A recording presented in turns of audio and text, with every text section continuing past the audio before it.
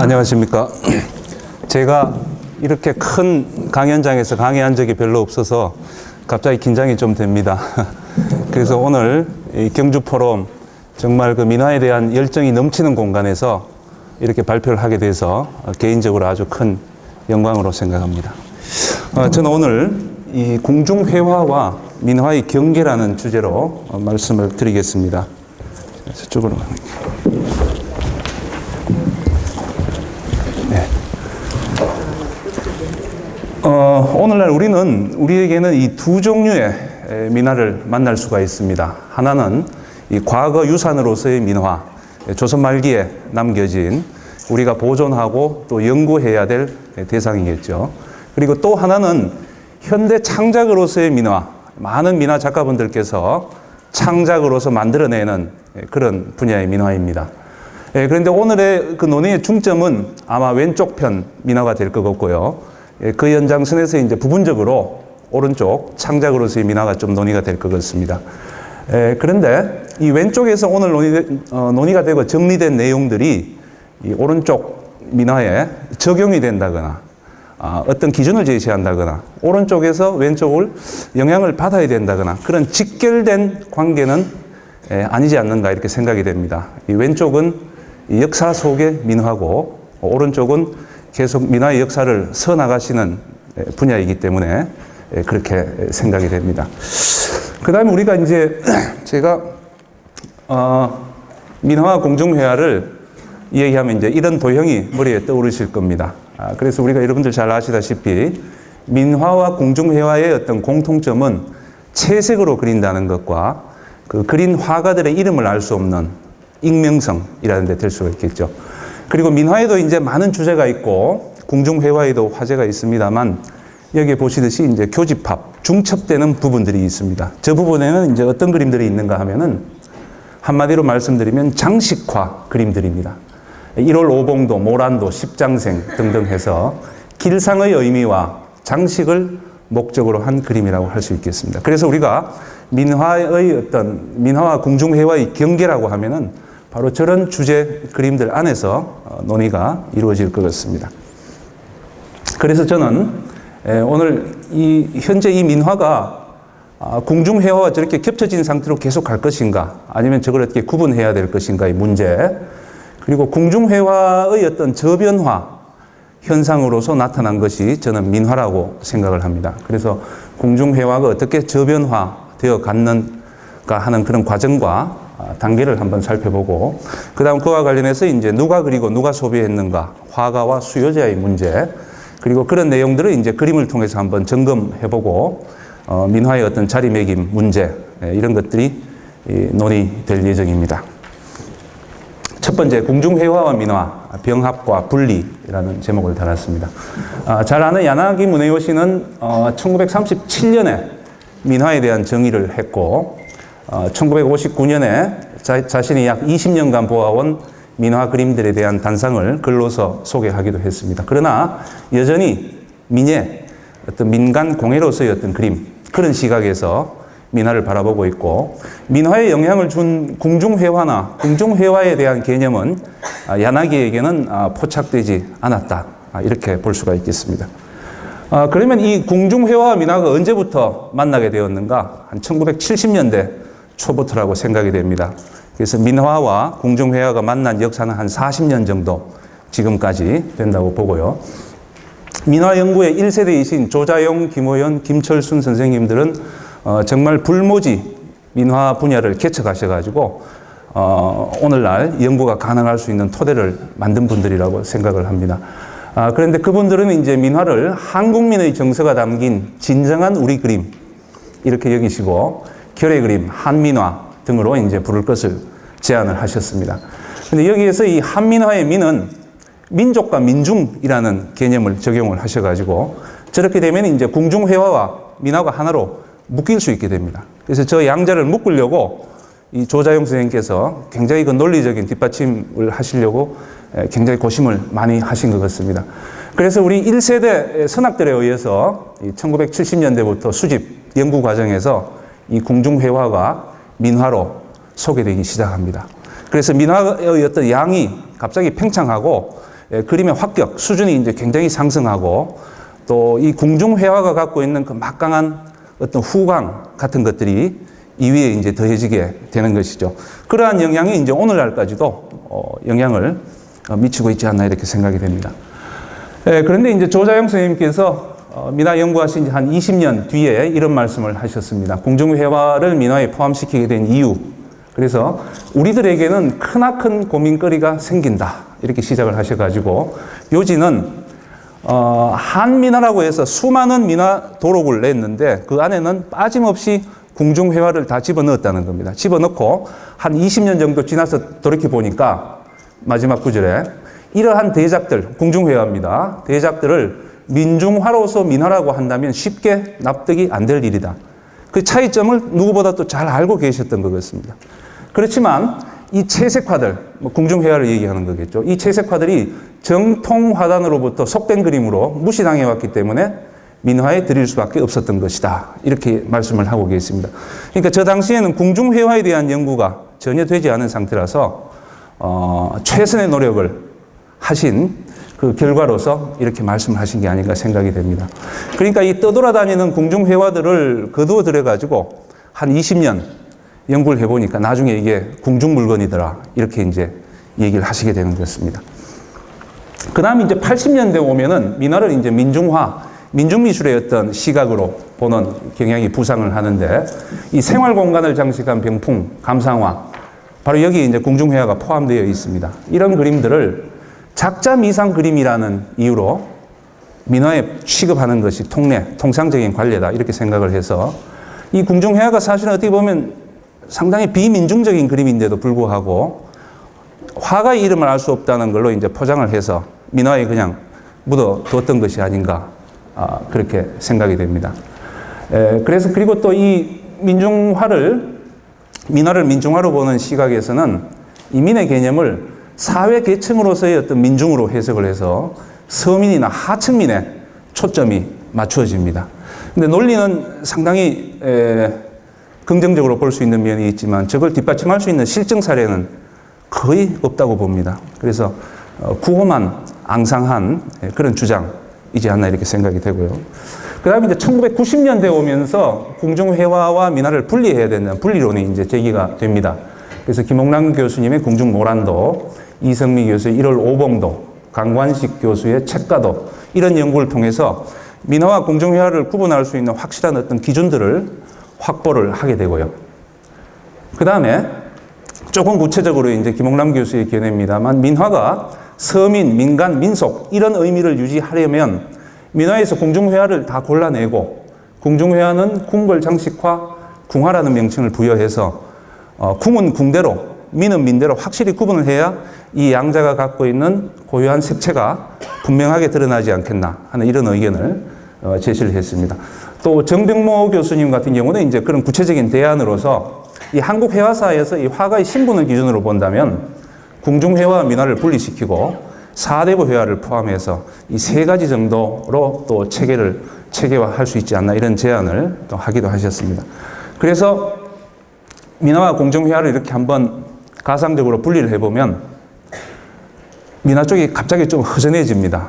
이 화려하고 합격 좋은 것들이 다 궁중화로 가버리고 40년 동안 겹쳐 있던 거를 이제 빼내면 이렇게 되고 이 궁중회화가 겹쳐 있던 자리에는 뭐냐 하면은 한 100년, 200년 전에 궁중회화의 영향을 받은 민간화된 궁중회화의 양식들이 그 자리에 남아있게 되는 것이죠. 그래서 전체 민화 속에서 저 점성 꺼진 부분만큼만이 이제 궁중회화가 차지하는 어떤 지분, 영역이 아니겠나 이렇게 생각이 됩니다. 그래서 저도 민화 쪽에 섰다가 궁중회화 쪽에 섰다가 저거를 갈라야 된다는 입장에 섰다가 지금은 완전히 물러나 있었습니다. 그래서 제3자의 입장에서 분리할 거냐, 통합할 거냐 이걸 보는 그런 입장에 있다는 말씀을 드립니다. 그래서 이 상태로 일단 두고 계속 전개하겠습니다. 그 다음 두 번째 이제 궁중회화의 저변화와 민화. 이 저변화라는 건 뭐냐 하면 이 궁중회화가 민간으로 넘어와가지고 민간화 되어가는 과정입니다. 그 과정 속에서 이제 제가 말씀드리고자 하는 것들은 누가 그렸고 누가 이걸 구매를 해서 누가 수요자이고 또 그것이 어떻게 유통되었는가 하는 점들을 한번 짚어보고자 하는 건데요. 그래서 민화는 궁중회화 저변화 과정의 어떤 산물이다. 이렇게 일단 정의를 해봤습니다. 그래서 저는 이걸 뭐 개념적으로 혹은 문헌적으로, 문헌적으로도 연구를 합니다만 이 현장 속에서 구체적이고 실증적인 자료를 한번 갖고 얘기를 해야 되겠다라고 생각을 해서 우리 민화가 구한말에 유통되고 있던 이 광통교와 종로 일대를 중심으로 한번 살펴보고자 했습니다. 이쪽이 숭례문이고 숭례문을 통해서 한양도성을 들어가면 이 광통교를 기본적으로 걸쳐야 되죠. 그 다음에 경복궁, 창경궁이 이렇게 있습니다. 그래서 특히 이 지역을 제가 중점적으로 보고 이 광통교에 민화를 판매하는 좌판이 많이 늘었었다고 합니다. 그 이유는 예전에 제가 또 말씀드린 적이 있습니다만 도화서가 바로 이 위치에 있었기 때문이라고 생각이 되고요. 요 옆에 국립병원 해민서가 있습니다. 근데 이 주변에는 민간 약재상들이 아주 좌판을 쫙 깔고 있거든요. 그런 현상과 마찬가지가 아니겠나 이렇게 씁니다. 그러니까 도화서 근처에 화원 시험을 준비하는 사람, 낙방한 사람, 뭐 이런 사람들이 또 모여서 하나의 어떤 화가군을 이루고 있지 않았겠나 이렇게 생각이 되고요. 그래서 저는 이 지역에서 민화를 그린 사람, 구매한 사람, 또 그걸 유통시킨 사람, 이런 사람들의 실증적인 단서를 좀 구하려고 했는데 그게 잘 나오지가 않습니다. 그래서 제가 얼마 전에 만난 게 이 종로 3가에 있는 19세기 말 지전을 경영한 주인섭이라는 분을 만나게 됐는데 이분 자료를 제가 조사를 해보니까 고위 무관직을 하다가 관직의 옷을 벗고 종이 장사, 그림 장사를 해서 돈을 엄청 많이 벌었습니다. 그래서 이 귀족 집안 같은 분위기를 보여주고 있습니다. 그런데 이분 자료는 딱 이 사진 한 장밖에 없습니다. 다른 기록이 없고. 그래서 예전에 한번 소개드린 그림입니다만 오늘 중요하기 때문에 한 번 더 말씀을 드리는데, 그래서 저는 이제 이 뒤쪽 병풍, 두 개의 병풍에 이제 관심이 가서 이 오른쪽 병풍을 찾아보니까 이게 1880년 아주 화려한 궁중 최고의 양식으로 그린 병풍이라는 게 발견이 됩니다. 그러면 어떻게 이게 이 그림이냐 납득이 안 가시죠? 저거를 설명드리는 데는 한 10초 정도면 가능합니다. 이 그림의 이 그림 이 부분을 따서 이제 비교를 해보면 이렇게 됩니다. 100년 전 사진 계시는 분들을 그림 위로 옮겨보면 이렇게 되고요.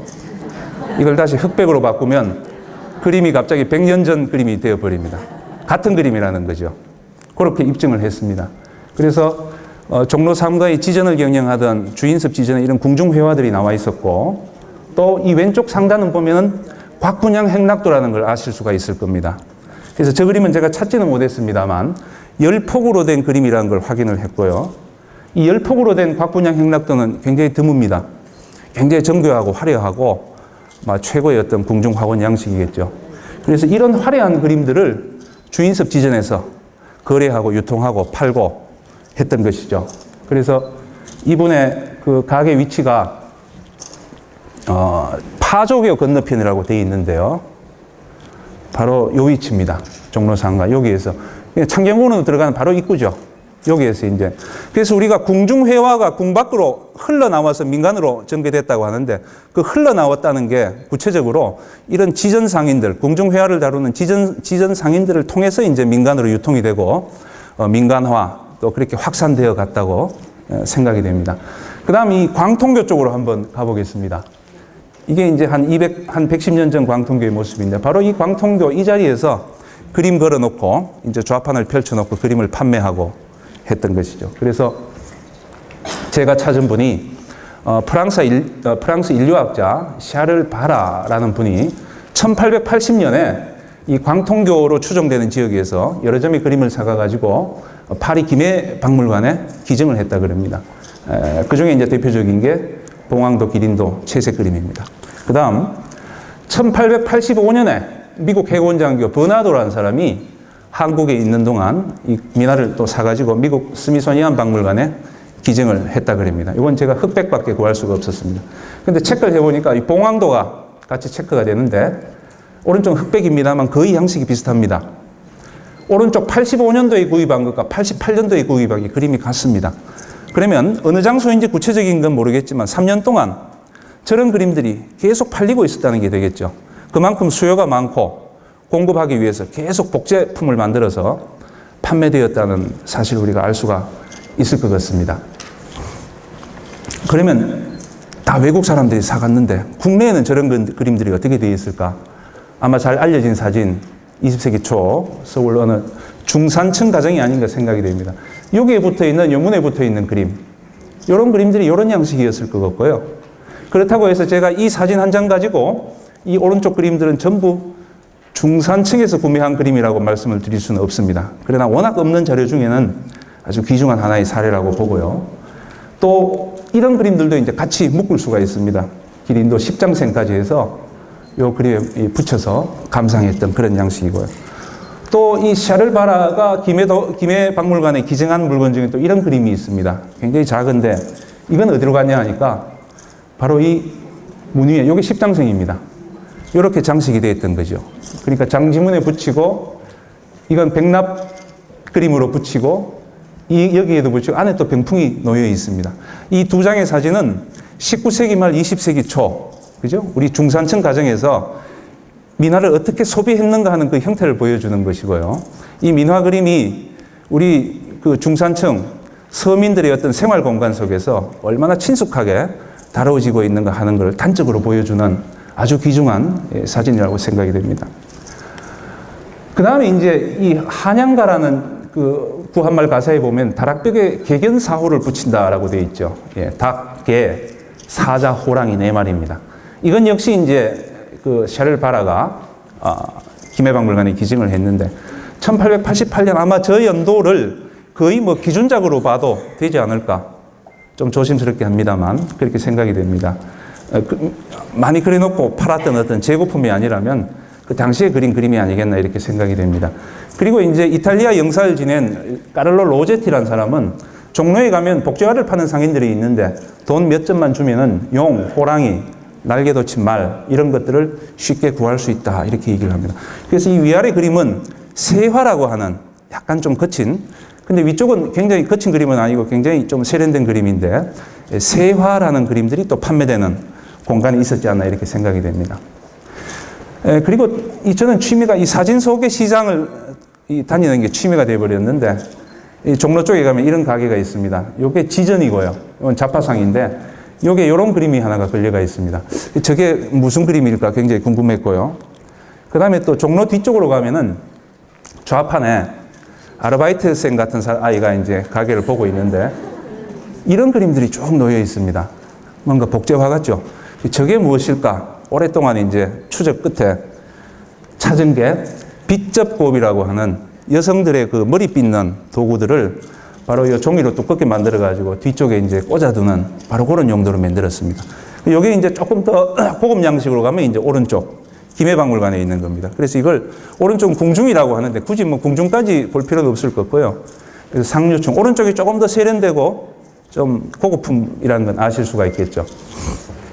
그래서 이거야말로 정말 일상생활에서는 생활 도구 위에 장식 그림이 들어가는 정말 그 생활 장식 그림의 하나의 어떤 전형이 아닌가 이렇게 생각이 됩니다. 그래서 이런저런 그림들이 이제 현장에서 수집이 돼서 이건 정말 아주 그 실증적인 제가 연구를 하려고 확보했던 자료들인데, 그래서 종로 3가의 주인섭 지전에는 궁중 양식의 고급 그림들을 팔고 이 광통교 쪽에서는 이제 좀 중인층 보통 사람들이 살 수 있는 채색민화, 또 그 중간에는 이제 세화라고 하는 그림들 이런 것들이 이제 형성이 되고 크게 보면 이제 궁중회화냐 민화 쪽이냐.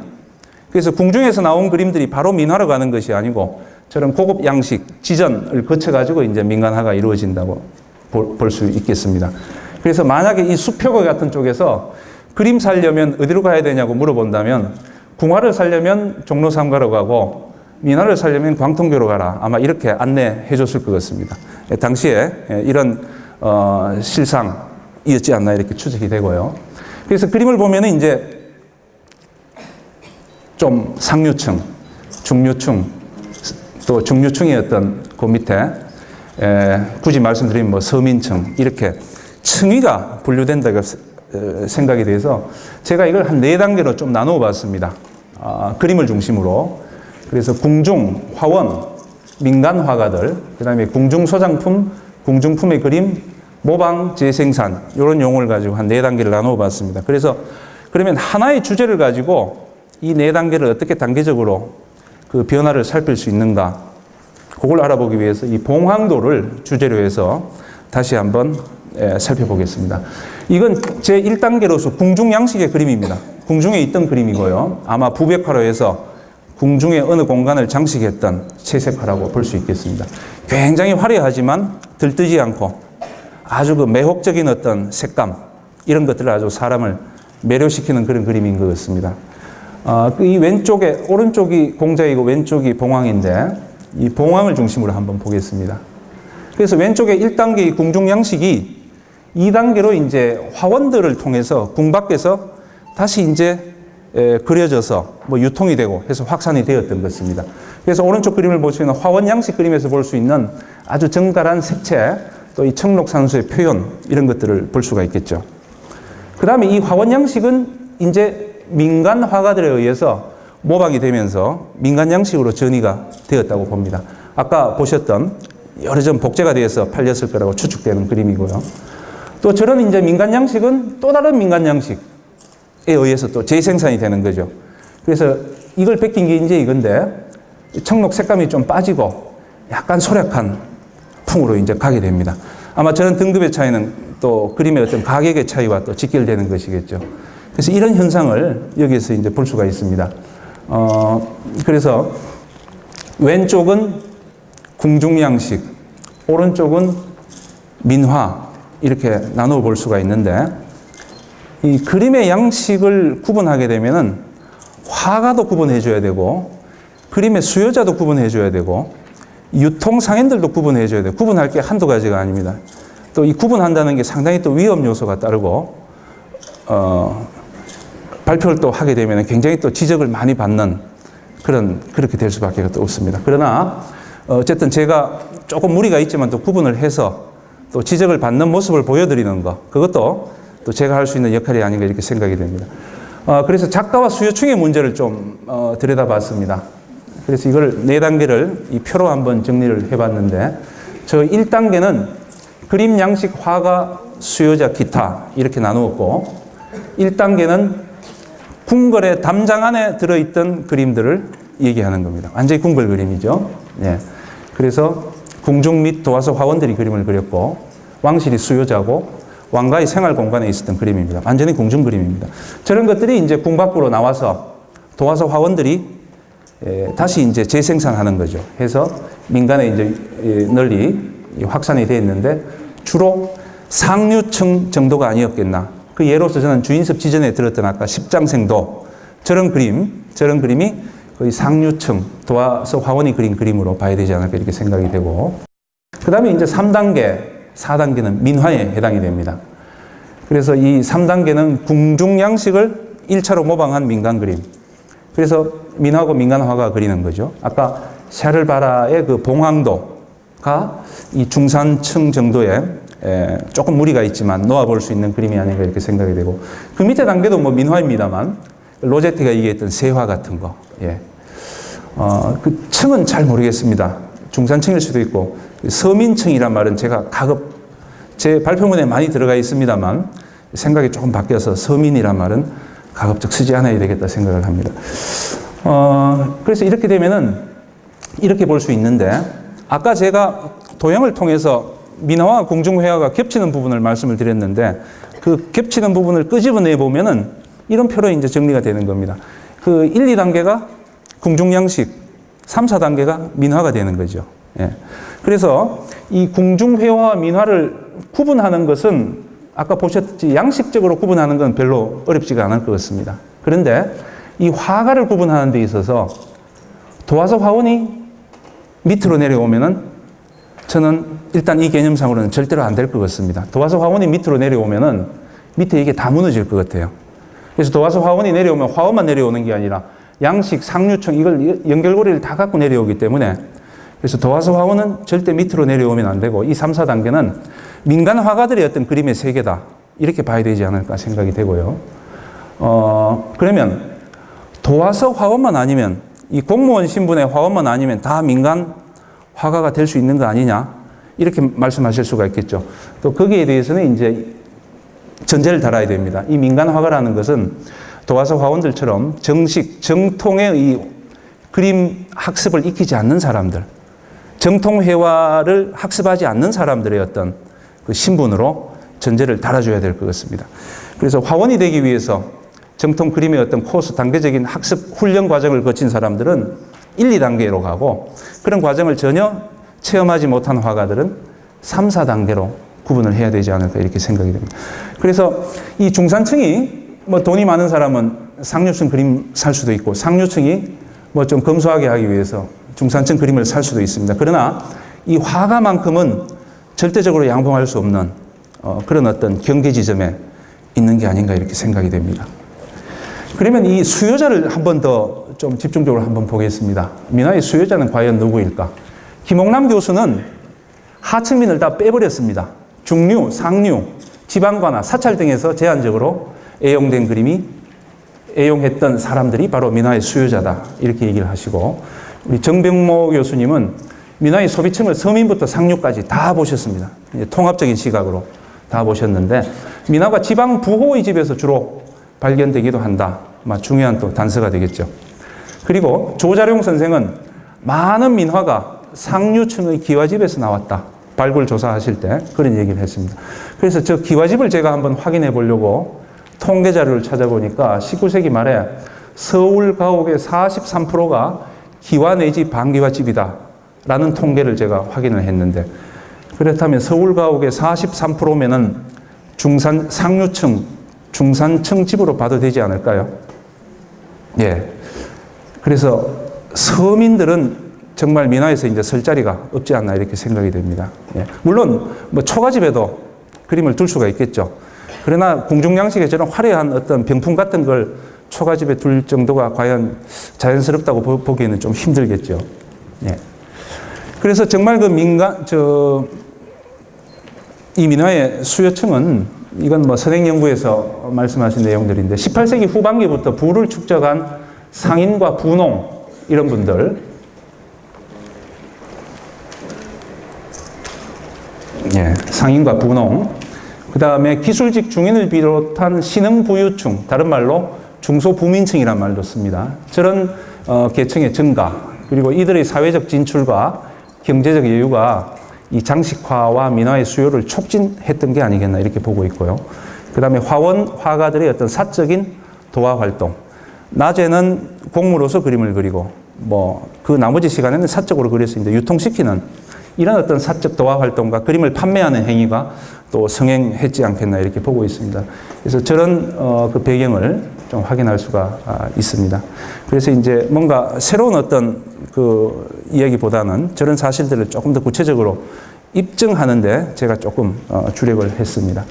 그 다음에 이 서민의 문제를 보시면은 민화는 서민의 그림이다. 서민 취향, 서민 정서 이런 얘기들을 많이 하는데 과연 서민이겠나? 굉장히 막연한 용어라고 생각이 되고요. 전근대 사회에서 직업과 신분을 구분하는 데는 이 사민, 사농공상을 언급합니다. 그래서 지배층인 사를 빼고 농공상을 이제 서민이라고 볼 수가 있는데 저런 서민의 모습은 우리가 아는 서민의 모습은 가까이 김홍도의 풍속화에 나오는 그 서민들 모습 아니겠습니까? 거기에 보면 농사 짓고 공부 만들고 행상 다니는 분들이 서민인데 과연 그런 분들의 생활 속에서 이 민화라는 게 자리 잡을 수 있을까? 이런 생각이 들었습니다. 그래서 저는 서민보다는 이 민화는 좀 중산층으로 올라가야 되는 게 아닌가 이렇게 생각이 되고요. 그래서 우리가 아주 거친 그림, 문배 그림 같은 거, 문에 바르는 그림 말이죠. 그런 걸 정말 서민들 손에 쥐어줘도 집에 가져가서 붙일 대문이 없는 그런 서민들 집이 아마 태반일 겁니다. 예. 그래서 서민의 문제, 이거 정말 한 번 더 검증을 해야 될 문제라고 생각이 되고요. 그래서 저는 제가 말씀드린 그 민화와 궁중회화의 경계란 부분은 바로 2단계, 3단계 저선을 일단 경계로 보고요. 이렇게 일단 좀 설정을 해봤습니다. 밑그림입니다. 완성본을 그리기 위한 밑그림. 수정될 수 있고 고칠 수 있는 여지가 많다는 걸 제가 말씀을 드리고요. 그 다음에 이제 앞서 본 이런 내용들을 우리 그림을 통해서 한번 짚어보도록 하겠습니다. 어떤 특징들이 있는가. 궁중회화를 제가 별도로 말씀드리지 않았는데 여기서 포함해서 말씀을 드리겠습니다. 첫 번째 1월 오봉도는 지금 궁중양식으로 알려진 그림들이 많이 전하고 있습니다. 저건 이제 왕 가까이에 놓였고 왕실의 권위와 위엄을 상징하는 주제이기 때문에 민간으로는 많이 확산되지 못했던 것 같습니다. 민간화에는 성공하지 못했던 그림이라고 보고요. 대신에 무속 부분, 특히 저 관운장, 동묘의 관운장입니다만, 관운장을 성제묘라고 해서 서울에도 여러 군데 사당이 있습니다만 반드시 저 1월 5봉벽이 저기 들어가 있습니다. 그래서 관운장의 어떤 지위를 성제라고 했지만 어떤 왕의 지위에 올려놓기 위해서 왕실에서 사용했던 어좌, 오봉병 저런 걸 이제 설치, 거의 왕의 격으로 신을 모신 뭐 그런 어떤 행태가 아닌가 생각이 되고, 저런 것들이 이제 굿당까지 미쳐가지고 이런 오봉병들이 저렇게 이제 전래가 됩니다. 그러나 민간으로 전래된 사례는 많이 남아있지가 않습니다. 하나를 제가 발견을 했는데, 왼쪽 그림입니다. 영국박물관에 있는 건데, 이 두루마리 바깥에 조선도 금강산이라고 적혀 있습니다. 그러니까 저 그림을 소유한 사람은 1월 오병도를 금강산으로 이해한 거죠. 이 중산층, 서민층에서는 사실 궁궐 안에 있는 오봉봉 본 적도 없을 겁니다.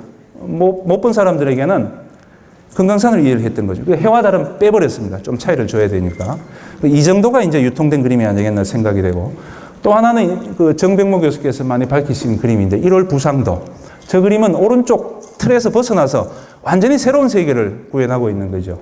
그래서 민간화된 궁중양식 중에서도 가장 창의적인 발상, 또 조형적인 어떤 참신한 뭐 이렇게 평가되는 그림인데, 화원 화가들이 넘지 못한 이 민간 화가들의 그 자유롭고 맑은 자유로운 어떤 정서, 이런 것들을 보여주는 그림이 아닌가.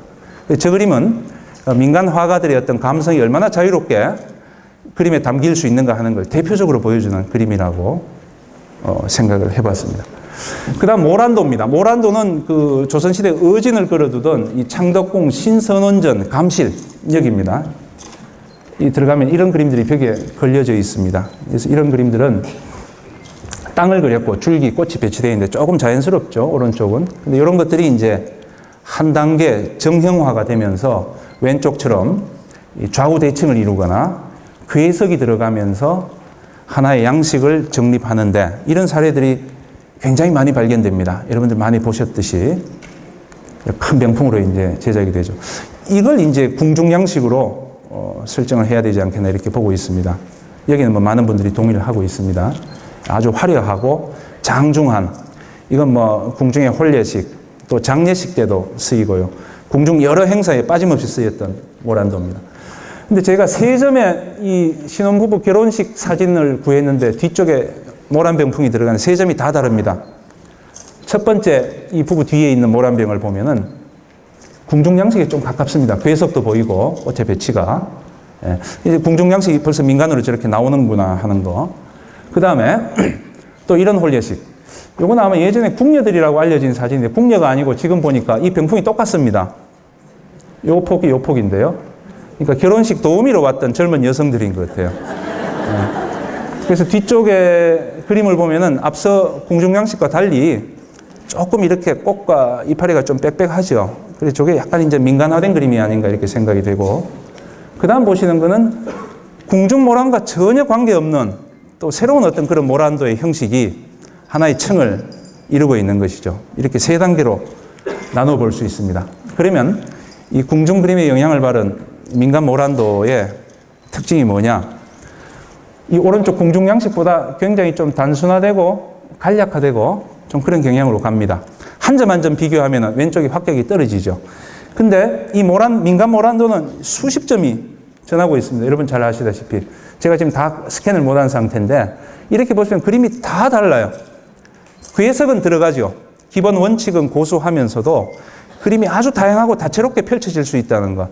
저것은 곧 그 민간 화가들의 어떤 감성과, 그죠? 예. 그림을 그리고자 하는 그 사람들의 어떤 그 감성의 세계가 저렇게 다채롭게 펼쳐지고 있다는 걸 단적으로 보여주는 게 아닐까 생각이 됩니다. 그래서 궁중회화를 영향을 받은 민간회화 중에서 가장 민간 화가들의 어떤 그 색채가 잘 드러나는 게 이 모란도가 아닌가 이렇게 생각이 됩니다. 예.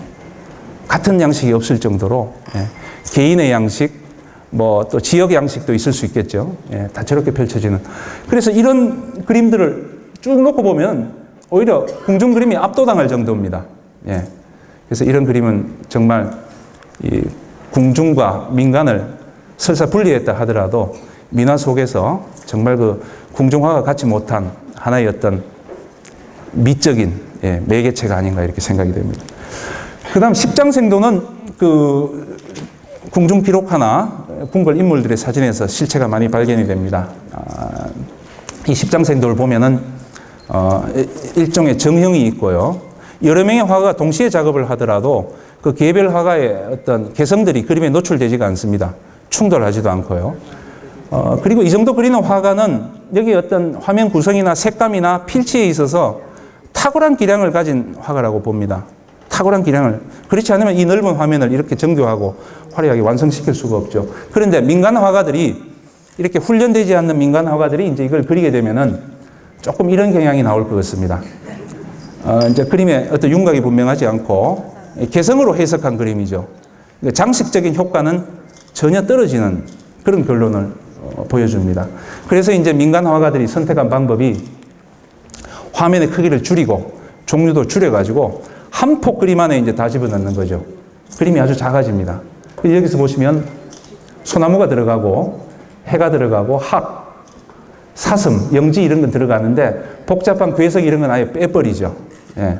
그래서 요건 물론 이제 아까 보신 문배 그림처럼 그걸 목적으로 그린 그림 같은데 저는 그래서 이렇게 연폭으로 그려진 그림들이 한 폭으로 압축되는 현상을 단폭화 현상이라고 한번 이름을 붙여봤습니다.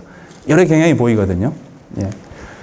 그래서 오른쪽도 이제 단폭화된 그림이에요. 그림이 좀 소략합니다만. 그러나 여기서 머무르지 않고 조금 더 여기 화면 좀 봐주십시오. 갑자기 튀어버렸네. 예.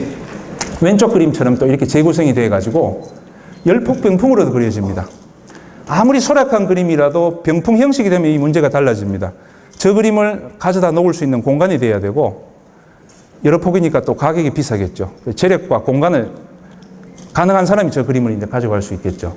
그래서 저런 그림들은 이제 실제로 1911년 이 선교사들 사진에서 발견되면 이런 양식이 바로 이 양식입니다. 단폭씩 그려가지고 열폭이 된 십장생도죠. 그래서 저런 그림은 이런 궁중회와 좀 하나의 경쟁할 수 있는 양식, 궁중회와 민간회의 하나의 또 가르는 큰 특징이기도 하지만 이 소략한 민간 화가들이 단폭으로 그려서 하나의 병풍을 완성시킨 그런 형태, 궁중회화와는 또 다른 각각의 어떤 형식미를 보여주는 그림이라고 생각이 됩니다. 그 다음에 이제 책가도를 보시면 원래 정조 때부터 책가도가 그려졌다고 기록이 나옵니다만 이 정조 때 책가도는 책만 빽빽히 꽂혀 있는 그림이었습니다. 근데 그게 19세기에 오면 이제 책과 기물이 같이 구성이 되고 또 조금 지나면서 이제 서가가 조금 약화되면서 그 다음에는 서가가 빠지고 기물만 남는 그 다음에 이제 이것도 단폭화라고 봐야 될까요? 조금 축소 지향적인 화풍으로 남습니다. 그래서 우리는 지금 민화를 옛날 그 현장에 있던 민화를 전부 뜯어와 가지고 박물관 진열장 안에서 보고 도록으로 봅니다만 사실 이런 그림들을 원래 있는 자리로 다 돌려보내놓고 한번 보자. 어느 현장에서 어떤 목적으로 어떤 상황 안에 그림들이 있었는가. 그걸 가능하게 해주는 것들이 앞에서 보셨지만 옛날 사진들입니다. 그래서 사진을 한번 보도록 하겠습니다. 민비 사진으로 알려진 건데요. 그 논란을 일단 접어두고 이 뒤쪽 배경에 책가도가 보입니다. 이 곳이 경복궁 안에 건천궁이라는 곳이 있고 그 옆에 관문각이라고 하는 서양식 2층 건물이 지어졌는데 그 내부라고 합니다. 이거 외국 사절들을 접견하는 공간이었다고 하고요. 거기에 이러한 책가도가 놓여 있다는 것은 궁중에서 돌아다니던 것이 아니겠나 이렇게 추정이 되고 그래서 우리가 잘 아는 이형록의 책가도와 비교해 보면 거의 양식이 비슷합니다. 이걸 궁중 책가도의 하나의 전형으로 잡아도 크게 무리가 없지 않겠나 생각이 되고요. 그 다음에 이제 뭐 고위 관료들 집에 책가도 한두 폭 없는 집이 없었을 겁니다. 저런 양식. 그 다음에 중산층 정도 오면 이제 조금 이 소략한 책가가 없는 이런 형식. 기와집입니다. 예, 중산층 정도라고 봐야 될 것 같고. 그 다음에 이제 또 조금 내려오면 중서민층 내려오면은 이 아까 보신 것처럼 문배 그림으로서 이렇게 붙어 있게 되는 것이죠. 그래서 한꺼번에 보면은 궁중부터 상류층, 중산층 거쳐서 이렇게 가고 있습니다. 그래서 우리가 한 요 정도 단계를 제가 개념으로 삼는 어떤 민화의 범주에 넣어도 크게 무리가 없지 않을까 이렇게 생각이 됩니다. 그래서 그림과 그걸 감상하는 공간, 이런 관계가 굉장히 중요하다고 생각이 되고요. 그래서 이 그림은 굉장히 좀 세련된 그림입니다만 요거보다 조금 더 이제 확격이 떨어지는 그림 정도가 민간 신뢰에서 걸렸던 그림이라고 보고요. 이런 방식은 굉장히 특이합니다. 외국에도 저런 사례가 있는지 모르겠습니다만 문을 닫으면 방 안에서 감상하고 문을 열면 거실에서 감상합니다. 그러니까 이 그림은 거실에서 감상을 하려면 이쪽 스페이스가 있어야 되죠. 대청이. 대청이 없으면 저런 구조가 힘듭니다. 막 비가 오면은 비가 막 치는 그런 곳에 문을 노출시킬 수가 없으니까요. 예. 아주 특이한 그림을 감상하는 방식이었다고. 외출할 때는 문만 닫고 잠그면 그림이 또 보호가 되는 거죠. 예. 그런 아주 특이한 설정이라고 생각이 됩니다. 그 다음 이 곽분양 행락도, 백동자도, 요지연도는 전부 인물이 들어가는 그림입니다. 이 그림 속에 이야기 스토리가 전개가 되고 일정한 형식을 갖고 있기 때문에 대부분 병풍으로 그려졌습니다. 병풍으로. 예. 그래서 저 인물을 다룬다는 것은 민간 화가들에게 또 굉장히 부담스러운 일이죠. 앞서 보신 1월 5봉, 책가도, 모란병, 십장생은 인물이 없는 거죠. 그래서 조금 자유로웠다 볼 수 있는데 그래서 민간에서 그려졌다고 그림 보면은 이 공간이 축소되고 인물도 적어지고 굉장히 좀 성근 구성을 보여줍니다. 그래서 저는 이걸 민화로 소개하고 있는데 이게 민화가 아니고 조금 또 화원 중에 누가 그린 게 아니겠나. 민화라고 하기에는 또 너무 그림이 좀 격이 높다 이렇게 생각이 되고요. 그 다음에 백동자도 같은 경우는 조금 격이 좋은 것과 떨어지는 것이 같이 있는데 좋은 것들은 주로 상류층 여성들 집에서 이렇게 규방에 놓였던 그림이다. 저런 용도로 놓였던 그림이라는 걸 알 수가 있겠고요. 그 다음에 이 한양가에 보면은 광통교 가면은 이런 그림들이 걸려 있는데 보기 좋은 병풍차에 백자도, 요지연, 곽분양, 행락도라고 되어 있습니다. 병풍차의 저 차자는 무엇으로 만들 이런 뜻입니다. 그래서 병풍으로 만들 백자도, 요지연, 곽분양, 행락도라는 거죠. 그러니까 병풍 형태로 기성품을 만들어서 파는 게 아니고 병풍 만들 수 있는 그림을 한 폭씩 한 폭씩 찢어가지고 파는 거죠. 그러니까 결국 이런 그림입니다. 아까 제가 단폭화 현상이라고 말씀드린 이런 그림들입니다. 이렇게 이제 해가지고 파는 거죠. 그럼 저렇게 팔았던 그림은 과연 누가 사갔을까? 역시 중산층 이상이 돼야 된다고 저는 보고 있습니다. 그래서 이렇게 이제 제가 궁중회와 오른쪽 민화 이렇게 굳이 한번 나눠봤습니다. 나눠보니까 왼쪽은 화려하고 장중하고 우아하고 고상하고 이런 수식어가 들어가겠죠. 오른쪽은 간결하고 단순하고 조금 소략하기도 하고 뭐 그런 또 설명이 되겠죠. 그런데 이 궁중 장식화를 연구하는 분들은 궁중 장식화 연구가 좀 어느 정도 매듭이 되면은 민화는 굉장히 편안해질 것이다 이렇게 얘기를 합니다. 그러니까 결국은 여기에 선을 하나 긋는다는 거겠죠. 예. 그러면 또 어떤 현상이 일어나는가 하면은 지금 많은 민화를 그리는 작가분들께서 나는 1월 5봉 십장생을 거의 10년 동안 민화로 알고 그려왔는데 이게 민화가 아니라는 말인가? 이런 또 혼돈스러운 생각을 가질 수도 있습니다. 그렇죠? 예. 그래서 저는 뭐 여러 이 작가분들께 이 혼돈스러운 말씀을 혼돈스럽게 해드리려는 의도가 전혀 없습니다. 없고요. 그래서 다시 한번 나누어 보면은 궁중회화와 민화 이렇게 나누어 보고 그 다음에 이제 창작으로서 민화를 그리는 여러 작가분들이 이제 여기에 들어가시게 되는데 저는 이 창작 민화의 이 민자는 위쪽의 민자와 한글도 같고 한자도 같지만 의미는 좀 바뀌어야 된다고 생각을 합니다. 21세기 민의 의미라는 걸 모색해야 되지 않을까 생각이 되고요. 그래서 저는 국민, 시민, 건전한 시민의식을 가진 시민, 도시민으로서의 어떤 민이 되어야 되지 않겠나 생각이 돼서 19세기의 어떤 민화의 민중, 서민 이런 민과는 새로운 어떤 차원의 민의 개념을 설정을 해야 된다고 생각이 되고요. 그렇다면 이 궁중회화와 민화를 동시에 포용할 수 있다고 생각을 합니다. 이 민화로 분류된 민화의 전통, 소박함, 그 한계를 조선시대 최고의 어떤 장식화인 궁중회화를 받아들여가지고 더 화려한 양식으로 보충하고 더 보완해 나가서 새로운 어떤 양식을 창출할 수 있다고 생각이 되고요.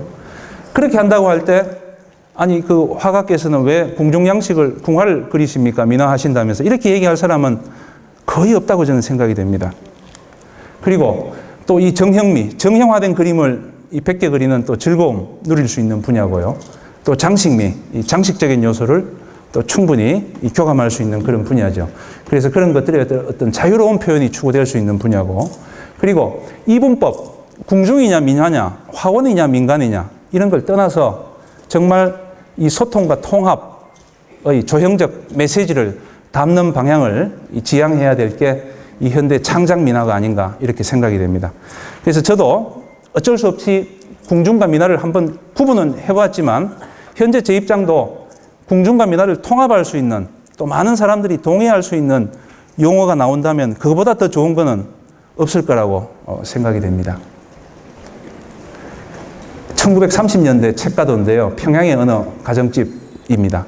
아마 민간 화가가 그린 것 같은데 궁중 양식을 뛰어넘으면서 정말 새로운 어떤 그 민간과 궁중을 관통하면서 근대를 지향한 그런 그림이라고 생각이 되고요. 그 다음에 이 책가도, 궁중 책가도고 밑에 우리 김민수 화백이 그린 그림인데요. 물론 좀 굉장히 강하긴 합니다만, 밑에 이렇게 그린다고 해서 야 이게 왜 궁화의 전통이 아니냐 이렇게 얘기할 사람 아무도 없을 거라고 생각이 되고요. 이런 식으로 궁중회화도 가져와서 얼마든지 새로운 어떤 창작에 여러 가능성을 만들 수 있다고 생각이 되고, 이 그림은 미국 필라델피아 박물관에 있는 건데 1948년 연도가 나온답니다. 뒤쪽에 배접된 신문이 있는데 그걸 통해서 추적을 하니까 연도가 이렇게 나온대요.